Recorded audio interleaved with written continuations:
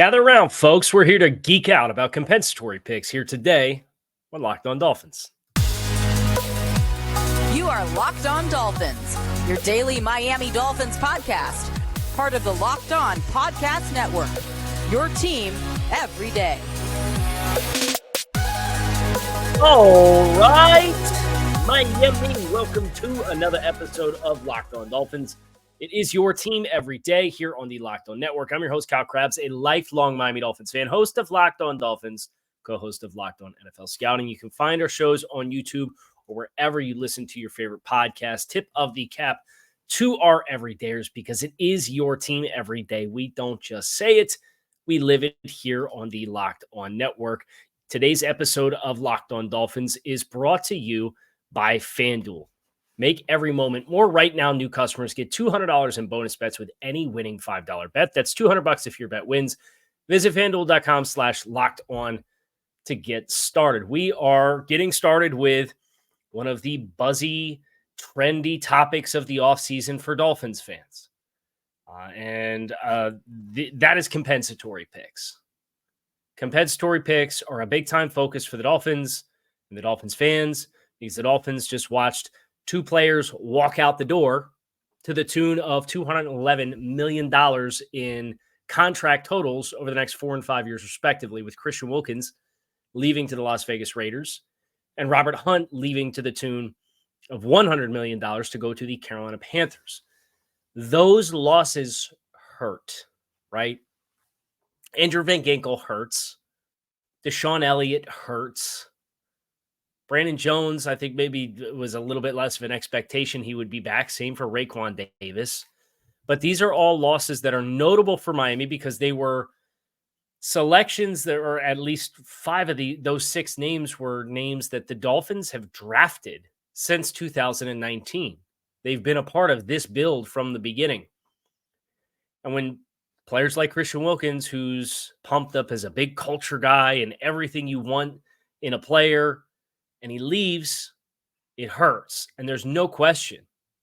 The loss of Christian Wilkins, the loss of Robert Hunt, and the loss of Andrew Van Ginkel in particular, those 3 homegrown talents leaving is an unfortunate set of circumstances that is just a matter of Miami having to pick which players they want to tether themselves to long term. But those losses, there is some silver linings for Miami if you play your offseason strategy right. And there's some debate about, is it right to build your entire free agency plan around qualifying free agents for compensatory picks, which are picks that are given out from the league to the 32 franchises 1 year after their net losses in free agency to help compensate, hence compensatory, for losses in free agency for your team. And I get the debate, right? But on the same hand, a lot of the discussion for the Dolphins the last 2 years has been, well, they don't have enough draft capital. They haven't made enough draft picks. They don't have enough draft picks. They don't have enough rookie contracts on the roster. It's going to be a problem for them. And that's true. There's an unsustainability of how the Dolphins have chose to do business the last 2 years. There's no question with that. So if you're like Christian Wilkins and Robert Hunt go off to greener pastures to the tune of $100+ million and supersized contracts that are top 3 contracts for their respective positions in the entirety of the NFL, and there's a way for you to recoup potentially top 100 draft picks for it, I'd be interested. I'd absolutely be interested. And that is where compensatory picks come in, because as things currently stand, Miami is scheduled for 2025 5th round or 3rd round picks for both Christian Wilkins and Robert Hunt. This is the kind of thing that the Patriots did for a long time to manipulate their net gains and losses. And the Patriots throughout the Bill Belichick era averaged about an extra 2 draft picks per draft, courtesy of just what they netted in compensatory picks. Teams like the Baltimore Ravens perpetually take advantage of this system that's in place. And for Miami, it's been really hard to get to a tipping point where that's possible. Because for Miami, for the last 25 years, there has not been a lot of organizational stability. There's been a lot of chasing of other organizations. And make no mistake, Miami is still chasing other organizations. They need to continue to get better. The product that they had last year clearly was not good enough. So I appreciate the fact that there are some seismic changes in the name of pursuit of getting even better within the schemes that you want to implement and sustaining, not having a high crescendo peak that maybe is the defining moment of the rebuild that is quote unquote failed, and then you fall back off. There's an attempted pivot here, but this attempted pivot comes with some losses of some players that you're not committing big dollars to just because they came up in the system. So let's talk compensatory picks. How do they work? How are they assigned? We'll use Christian Wilkins as the example. Christian Wilkins, as things currently stand, is the 24th highest APY contract in the NFL.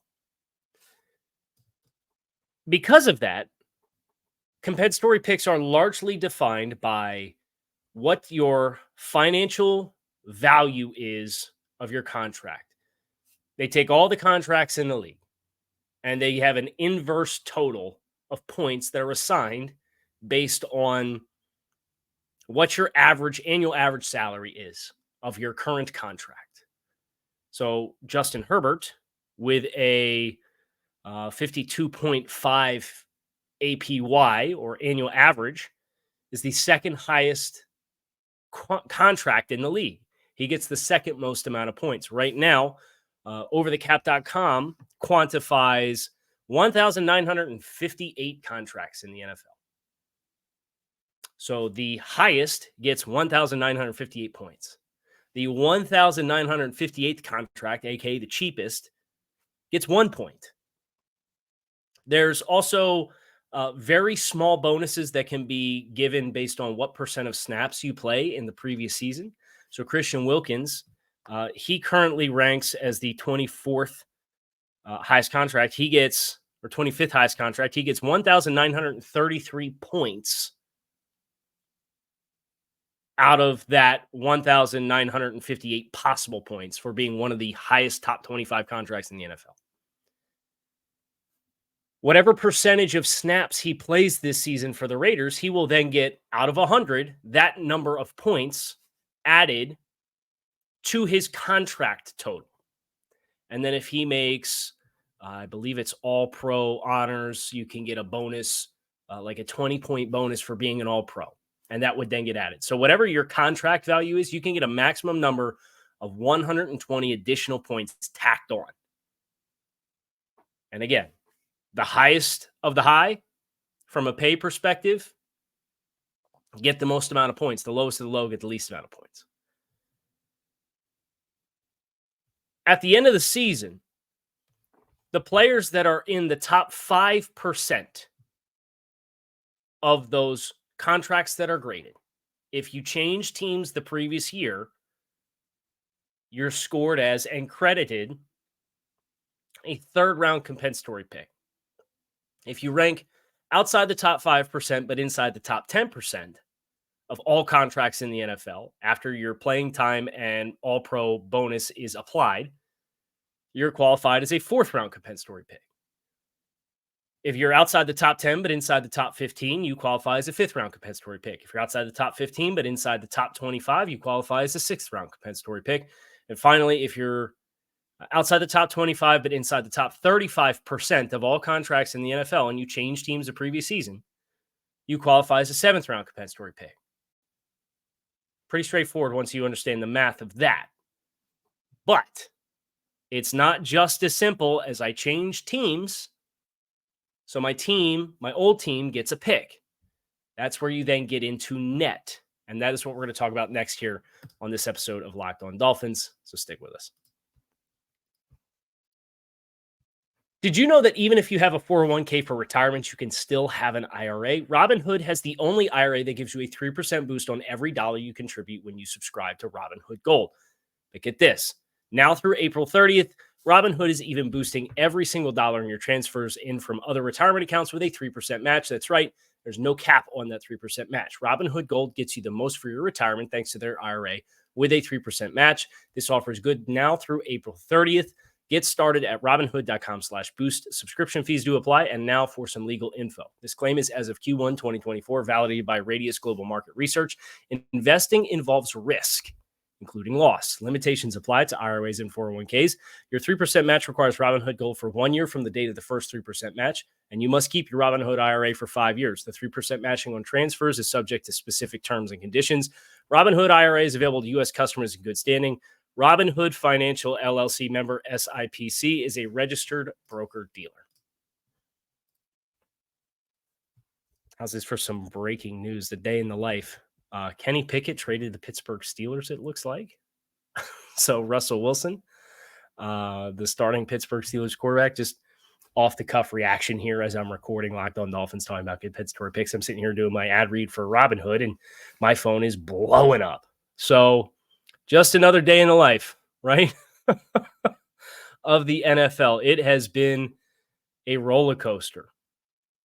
And for the Dolphins specifically, they've applied this strategy of this offseason and free agency plan. And compensatory picks is a large part and focus of where Miami's fans' headspace is at, because it's the justification, whatever right or wrong, for how Christian Wilkins and Robert Hunt can walk out the door, right? So we've gone over how compensatory players are qualified and ranked as compensatory candidates. But this is not, you lose it, you get it. It's all based on net gains and losses in free agency. So every team, the NFL will track their compensatory free agents, aka they're players that qualify for compensatory free agents based on the value of their contract, their playing time, and their all-pro accolades. The net number that they gained versus the net number that they lost. If you signed an equal amount or more of qualifying free agents as you lost the previous season, you get zero, nada, zilch, nothing.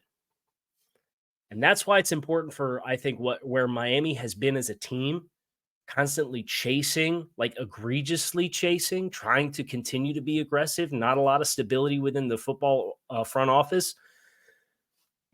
Because you almost have to get to a certain point as an organization where your process of team building has played out long enough to really get involved in this game. And if you're going to come in as a new executive, you're focused on building through the draft, acquiring draft picks. You are still probably going to have a lot of salary cap disposal after the first year at your disposal to be able to try to aggressively add in free agency to kickstart. Because if you dilly around long enough with the build through the draft ideology and you don't make enough headway, you're out on your rear end and you're fired. And we saw that for Miami all throughout the 2010s, right? That constant pursuit and chasing of New England. And we did it for 2 decades, just like every other team in the AFC East did. And all the turnover and turmoil really made it difficult to have the kind of sustained trust within the organization to get into this process. You're kind of at that tipping point now with this brain trust. So let's use this year as an example.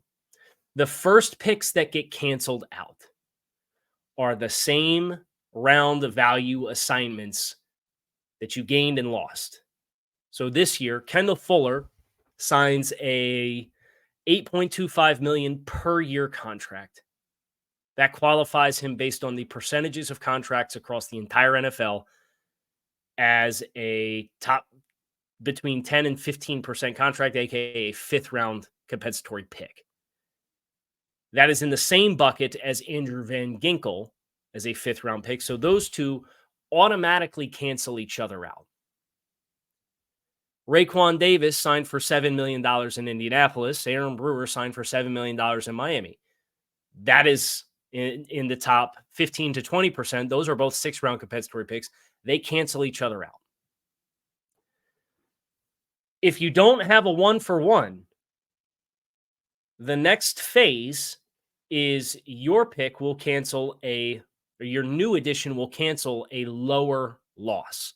So if Miami had just signed Kendall Fuller, Aaron Brewer, and Jordan Brooks, but they only lost Christian Wilkins, Robert Hunt, Andrew Van Ginkel, Raekwon Davis, and Brandon Jones, who's a 6.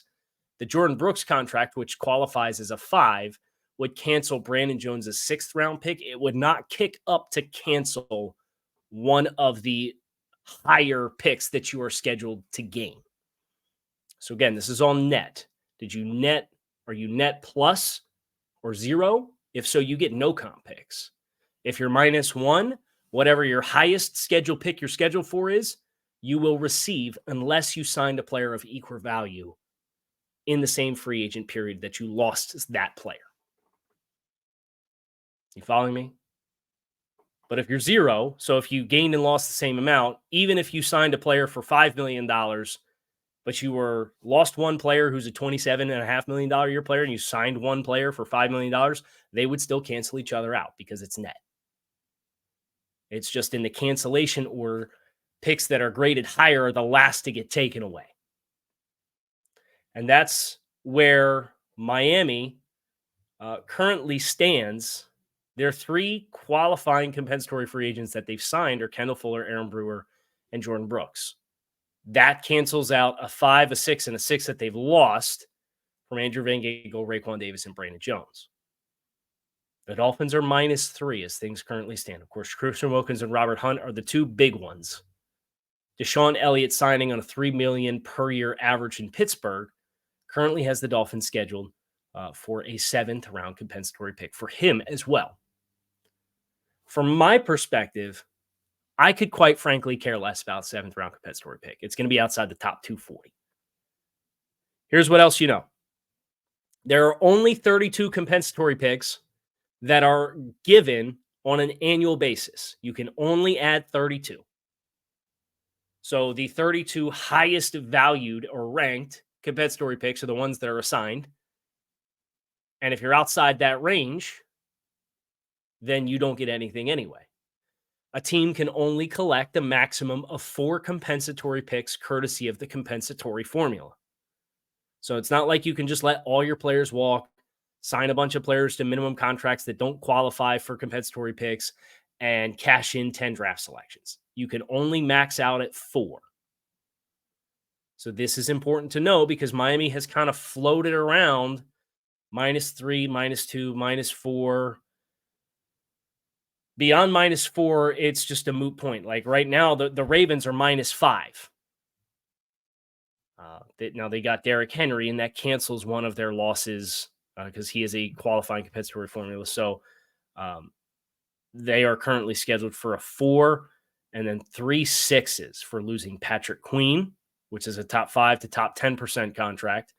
And then they had John Simpson, Ronald Darby, and Devin Duvernay were all contracts that were within the top 20 to 25%. Those are all 6% or 6th round picks. They still have another net loss in Gus Edwards as a 7th round pick, but they would not be given or assigned that pick because it is the lowest of the ones that they're qualifying to receive. So that's kind of the net of how they're assigned and how the players are ranked. The next question is what other acquisitions can be made and how have the Dolphins approached that to ensure that they're putting themselves in a position to protect these day 2 draft selections for Christian Wilkins and Robert Hunt, because that's really important fine print. And then additionally, when does this timeline run out? When does the timer stop? When do they stop tracking you? All of that is next here on this episode of Locked On Dolphins. So stick with us. Say goodbye to busted brackets because FanDuel lets you bet on every single game of the tourney. Whether you're betting on a big upset or a 1 seed, it's time to go dancing with America's #1 sportsbook. Right now, new customers get $200 in bonus bets if your first $5 bet wins. That's $200 to use on point spreads, money lines. You can even pick who is going to win it all. Just visit FanDuel.com/lockedon and bet on college hoops until they cut down the nets. So I'm geeking out here. I hope you guys don't have your eyeballs glazing over, but it's the fascinating element of team building and just another subplot to all the things that these teams have to strategize on an annual basis. When do compensatory picks stop being tracked? It's not June 1st. No, June 1st is an important date on the deadline because that's how you can split dead money between 2 seasons worth of salary cap versus 1 season's worth of salary cap, which is why the Dolphins cut Xavier Howard with a post-June 1st designation. So they can take his voided money from all the guaranteed signing bonuses and lump sum payments that he's received in the past, and they split that out over a number of years. By designated post-June 1st, you can split that between 2024 and 2025. This year's hits would happen this year, and all future years would be collected in 2025. It's not June 1st for compensatory picks. It is the Monday after the NFL draft. So you as a Dolphins fan for about the next 7 weeks need to keep an eye on net gains and net losses for qualifying free agents for the Dolphins. After that Tuesday after the draft, you can sign whoever. It doesn't matter how they got on the market. So what constitutes a qualifying free agent? It is a player who has hit free agency because the full terms of their previous contract with their previous team has expired. So if I sign you to a 3-year contract, you play your 3 years, and I do not give you a contract extension before the league calendar year starts, you are a qualifying compensatory free agent. If I sign you to a 4-year deal and I cut you after 2 seasons, you are not qualifying against the compensatory pick formula. So that's important to note.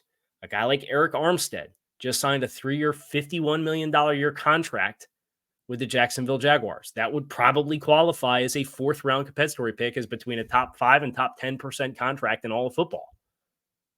But because he was cut from San Francisco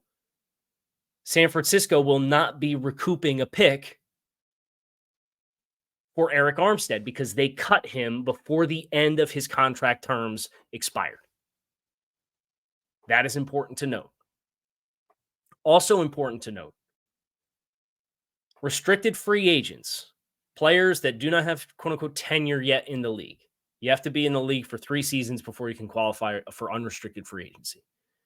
If you sign a 1-year deal as a undrafted rookie, and you get to the end of that 1-year deal, and the team does not retain your services, but you're technically a restricted free agent where within the first 3 years, teams have the right to exercise a couple different contract options that don't require them negotiating a multi-year contract for your team. But if they don't elect to use any of those tools, even if you don't have tenure, you do not qualify as a compensatory pick player.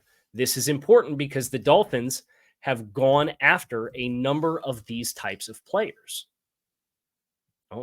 Aaron Brewer played his 4 years in Tennessee as an undrafted free agent. He gained tenure. He leaves.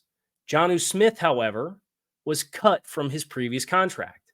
He does not count against the compensatory pick formula. You think about Jonathan Harris, the defensive lineman that they just acquired. He does not qualify because he was a restricted free agent that the Dolphins took advantage of the Broncos not extending his contract before he gained tenure. So there's more competition for the defensive line room that you're able to infuse and put into the mix. Shaq Barrett does not count against the compensatory pick formula because he was cut from his contract with the Bucs. There is also a little bit of fine print here deep in the bylaws of compensatory picks within the collective bargaining agreement that there's a minimum threshold that if you don't surpass the minimum threshold, you can declare a player, even if they qualify, as top 35% contract. If it's a 1-year deal worth $1.79 million or less, you can declare to the league that this player is an exemption from the compensatory pick formula, but you have to declare your intent for that to be the case. The Dolphins did this with Neville Gallimore. They signed him to the maximum amount of money that you could sign a player to, but still rule them as exempt from the compensatory pick formula. The rules with that is once you declare that to the league, you can't change that contract in any way, shape, or form because they don't want teams manipulating what they're signing players for and then kind of gaming the system and taking advantage of the rules in place. So Neville Gallimore got a bunch of guaranteed money. I believe it's almost a fully guaranteed contract, but it's $1.79 million because up to that amount of money, you can sign a player and then tell the league, hey, he's not counting against the compensatory pick form.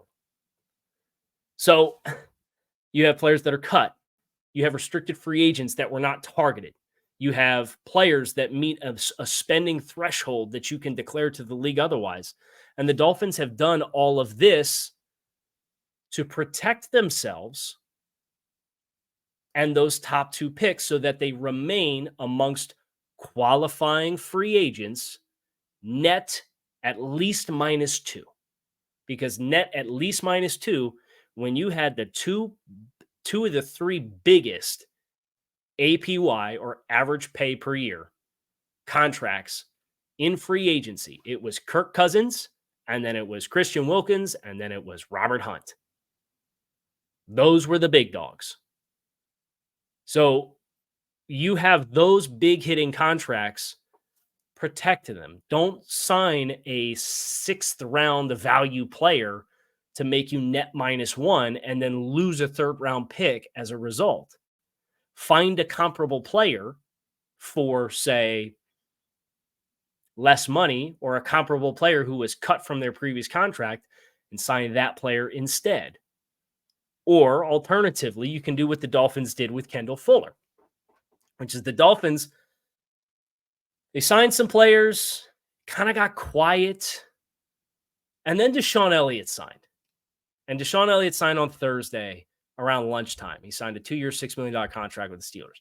And my immediate reaction, I'll read you the tweet on Twitter that I had as my reaction when Deshaun Elliott signed his contract, because sure enough, it was kind of the final nail in the coffin for you to understand what Miami was doing, as if their Neville Gallimore contract, when those details came out and you understood and you read the bylaws, so you understand why $1.79 million is a relevant number for a contract with where the Dolphins are at with their net losses and the magnitude of their two big contracts that they lost. Seeing a $1.79 million contract you kind of chuckle because you say, okay, I know what you guys are doing, right? But Kendall Fuller, when Deshaun Elliott signed, it made the Dolphins net -4 in free agencies. And again, as long as you're net -2, your 2 third-round picks are protected. And that 3 for Robert Hunt, depending on playing time, might end up falling out being a 4th-round pick. We're going to be on pins and needles all year, or we're going to be rooting for Robert Hunt to play all 17 games. Because if that's the case, that should be a 3 for Miami. Here's the tweet. It was 12:52 yesterday on March 14th. As far as comp picks go, Miami is now net 4 in qualifying free agency after Deshaun Elliott's loss. They need to be net 2 to ensure their 2 big dogs cash in for 2025. At this stage, if I were them, I would feel free to spend freely on any non-top of market dollar free agent for a player or two. Because again, you had the cushion. So as long as you don't go out and spend $18 million on a qualifying free agent, you're not putting yourself at risk of having Robert Hunt's compensatory pick canceled out. Within 2 hours, they signed Kendall Fuller to a 2-year, $16.5 million deal. It's a meaningful contract. It qualifies as a 5th-round compensatory pick.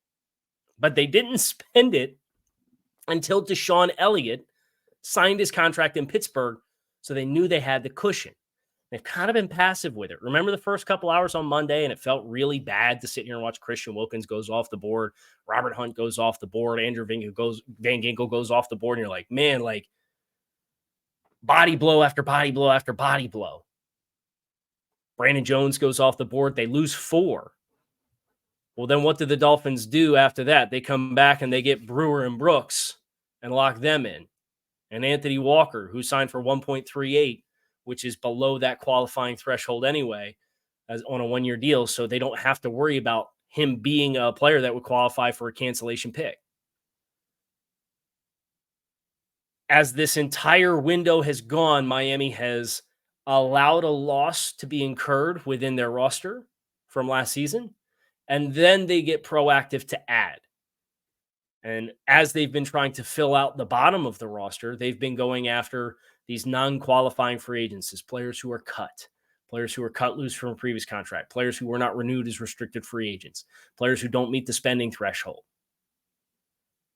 But then when it comes time to add a meaningful player like a Brewer or a Brooks or a Fuller as somebody who you want to go out and spend money for because your expectations are this player is going to be a meaningful starter for your football team, they're just playing defense and allowing other moves to happen and get locked in before they in turn get locked in and make their own signings as well to ensure they don't commit to too many players and cancel out one of these premier picks as a day 2 draft selection.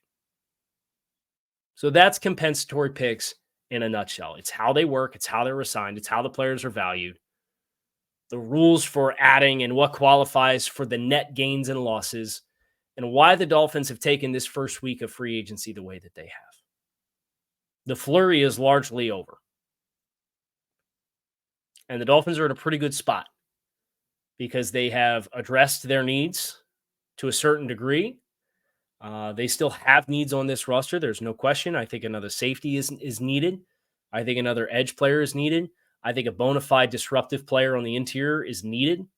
I think you need at least one interior offensive lineman, and I think you need another wide receiver. So they got some stuff to do. Some of this will come post June 1st when their $18.5 million of Xavier Howard money opens up. Some of this will come via the draft. I don't know how much more of it will come between now and the Tuesday after the NFL draft. But relative to who they watched walk out the door for the dollars that they walked out for, seeing the strategy take place in real time of allowing them to be positioned, and it's like you're playing chess, right? You have to wait for a counter move from the rest of the league before you can move your next piece on the board to ensure you are well positioned for the game that is being played within the game, within the game, within the game, within the game. And if you don't love that, I can't help you. That's going to do it for us here on Locked On Dolphins. It is your team every day. I appreciate you guys checking out the show. You can find us on YouTube or wherever you listen to your favorite podcast. Make it a great rest of your day. Make it a great weekend. I'm Kyle Krabs, and I'm out of here. Fins up.